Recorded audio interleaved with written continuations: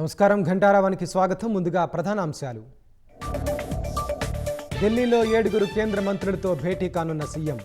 రాష్ట్రంలో ఐటీ పరిశ్రమల ఏర్పాటుకు సహకారం కోరే అవకాశం.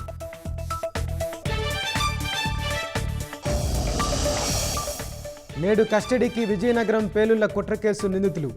7 రోజుల పాటు విచారించనున్న పోలీసులు, ఎన్ఐఏ.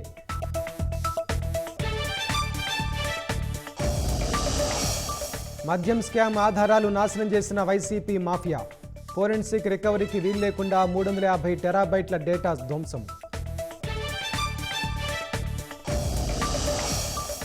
ఈ నెల 25న బీజేపీ, ఎన్డీఏ పాలిత రాష్ట్రాల సీఎంలతో మోదీ భేటీ.